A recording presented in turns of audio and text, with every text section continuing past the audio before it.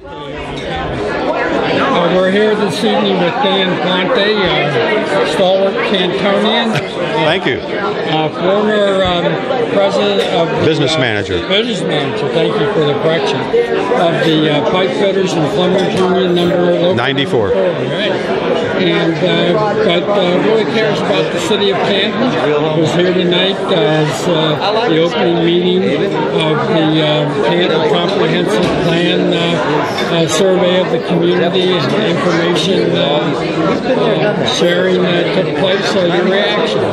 Well, I think it's a good start, but I think the whole problem is, like some of the points I brought up, Martin, was, they're going to make the decisions, but he's giving you know, we got an asset in our water here, and I don't think we utilized it over the years.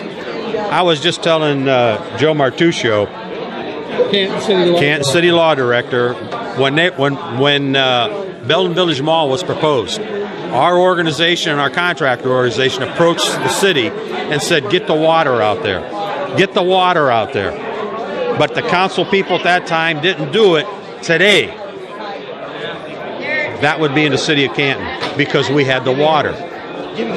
We got an abundance of water. And I brought up here, and I've said this, breweries take a ton of water. Now, I'm not talking about them. I'm talking about the Budweisers back in, the Millers, the Schlitzes, and those people. We could have had them here, maybe not, but we should have went forward and say, look, we got a cheap, abundant supply of water. That's what they need to make those things. And I think we've missed the boat.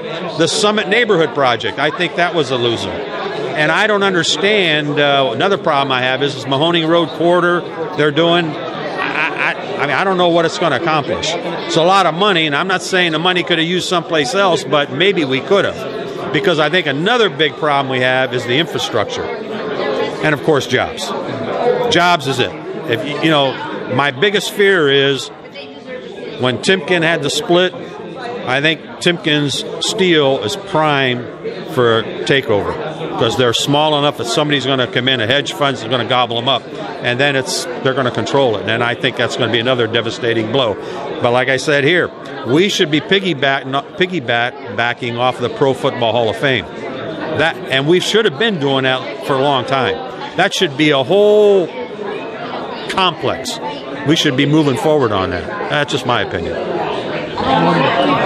So did you hear anything tonight that made you hopeful, or you think it's more of the same? Here's the way I look at it.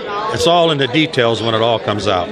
You know, all of this is nice. Everybody got to say what they had to say, but when it gets put together, it's got to be a buy-in by everybody. And I don't know if that buy-in is there. I mean, as I looked around the room here, the majority of the people are my age, or close to my age. You know, I would like to see my kids and my grandkids here, but it's not going to be here, you know. How about the point made tonight that jobs, creating jobs isn't enough? It has to be more than that to retain and grow population? Well, I don't disagree with that, but jobs is the linchpin.